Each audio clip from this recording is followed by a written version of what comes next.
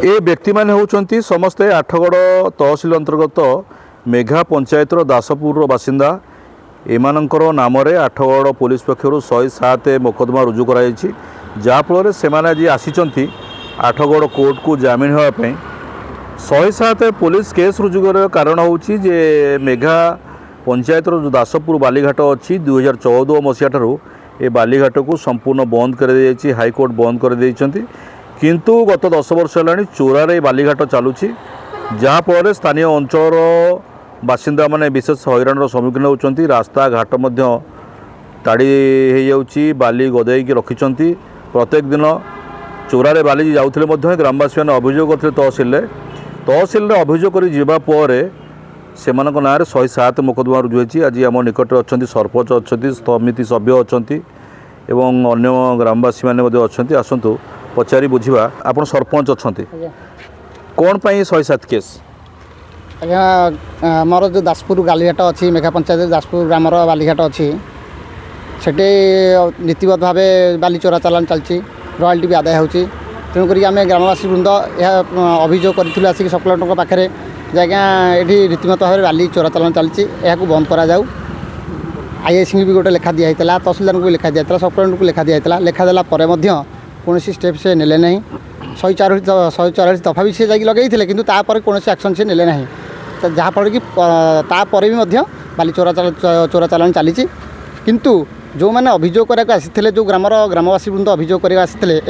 मुझे सरपंच हो मो ना भी 107 दफा लगे दि जाए समिति सभ्य ना भी लगे दि जाए ग्रामवासी वृंद मध्य भी 10 जन ना 8-9 जन ना भी लगाई आमको मिसेक 11 जन 107 दफा लगी आज आम कोर्ट को आसलु से दफार तारीख थिला बोली जदि आम अभियोग कला आम ना 107 दफा दिज्व यह कि न्याय आम यहाँ आम गणमाध्यम जनाया चाहूँ शुणुले सरपंच ठार शुणुले निकट अच्छा समिति सभ्य अच्छा जड़े निर्वाचित प्रतिनिधि माने जितेबले सरकार बालीघाट चोरारे बाली चालान होची सेतेबेले से समय से प्रशासन निकट अभियोग करुँच आज से ना 107 मोकदमा रुजु होती कौन कहे 107 आम बालीघाट बहुत माने विरोध करिया जो माने चोरी कर डेली तो चोरा चालान होची किंतु आम सब कलेक्टर महोदय को जनईलु ये जनइला भी आम ना 107 दफा आसूसी से बहुत दुखद घटना आम ग्रामवासी ना भी आसी बहुत लोक ना मुझे गोटे एक्सीडेंट हो पड़ती आज मुझे कोर्टे समन जाता आज कोर्ट को आसती कारण 107 आम न्याय पाइबा चाहूँ जे बालीघाटा बंद करा जाऊ बालीघाटा हूँ बालीघाट 144 धारा होते भी सद्य एपर्त बालीघाट चलुची आम प्रशासन को भी जनाऊँ जे बालीघाट को जाकि ताड़ी दिंतु बाट न हो गाड़ी न पशि पार कारण 100 ट्राक्टर चलती बहुत क्षयक्षति हो शुणुले समिति सभ्य सरपंच ठार शुणुले किसी ग्रामवासी अच्छा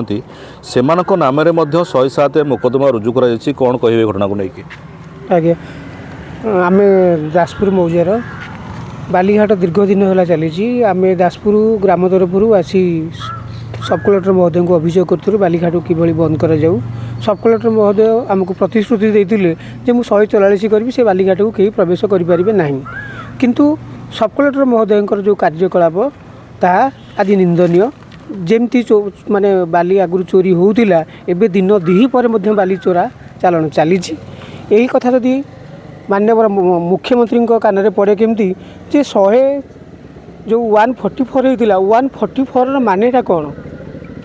या माने से माने चोर मानू प्रश्रय दौरान जे तुम बालीघाट चोरी कर दिन दिही पर बालीघाट चोरी होउची बाली नदी बाली आनिकी बाहर डिपु करी बाली विक्रय होउची सेठी मते रॉयल्टी आदाय होउची पर ट्रिप पिछा 100 टका लेखा रॉयल्टी आदाय होउची जहाँ फल यही पैसा आम भावुँ आमर ये 8गड़ प्रशासन नौ पैसा यही पैसा नहीं कि से हाथ बांधिकी चुप होगी बसुँच जहाँफल कि अजस्र परिमाण में बाली चोरी होउची रास्ता कौन कहे बर्तमान बाली चोर आम दासपुर ग्रामवासी आमर जो बाली जो चालान जो चोरी होउची गाँ लोक मान मेघा लोक जो चोरी कर दासपुर लोक विरोध कले से बाड़िया बाड़ी करा उठुंट एम गरीब मौजा बोलिक कौ बाटे पारना ए प्रशासन फुल दायी प्रशासन को आज जाऊँ 2 दिन आउे पैसा पाइला पर 2 दिन जाऊना तेणु से जोर जबरदस्ती बाली चोरी उठाऊँ आम गलापर से कजिया करा उठुंट कौन डिमांड कौन रही डिमांड कौन जितेक जो गाड़ी मेसीन जो बाली उठाऊँ से प्रशासन धरी पार आम ए शांति हो शुणुले मेघा पंचायतर जो दासपुर बासिंदा माने रही आज 107 ସେମାନଙ୍କ ନାଁରେ ମୋକଦ୍ଦମା ରୁଜୁ ହୋଇଛି। ପୋଲିସ ସେମାନଙ୍କ ନାଁରେ ମୋକଦ୍ଦମା ରୁଜୁ କରିଛି। ସେମାନେ କହିବା କଥା ଯେ ପ୍ରଶାସନ ତରଫରୁ ସେ ବାଲିଘାଟ ଉପରେ 144 ଧାରା ଜାରି କରାଯାଇଥିଲା ଏବଂ 2014 ମସିହା ଠାରୁ ସେ ବାଲିଘାଟକୁ ସମ୍ପୂର୍ଣ୍ଣ ବନ୍ଦ କରିଦିଆଯାଇଥିଲେ ମଧ୍ୟ ଚୋରାରେ ଗତ 10 ବର୍ଷ ହେଲାଣି ବାଲି ଚୋରା ଚାଲାଣ ହେଉଛି। ଯେତେବେଳେ ଅଭିଯୋଗକାରୀ ଅଭିଯୋଗ କରୁଛନ୍ତି ପ୍ରଶାସନ ନିକଟରେ, ସବ୍ କଲେକ୍ଟର ନିକଟରେ, ତହସିଲଦାରଙ୍କ ନିକଟରେ, ସେ ସମୟରେ ସେମାନଙ୍କ ନାଁରେ ପୋଲିସ 107 ମୋକଦ୍ଦମା ରହୁଛି। ଇଏ ହେଉଛି କି ପ୍ରକାର ନ୍ୟାୟ? ସେମାନେ ଅନୁମାନ କରୁଛନ୍ତି ଯେ ପ୍ରଶାସନ ଏ ବାଲିଘାଟରେ ସମ୍ପୂର୍ଣ୍ଣ ସହଯୋଗ କରୁଛି,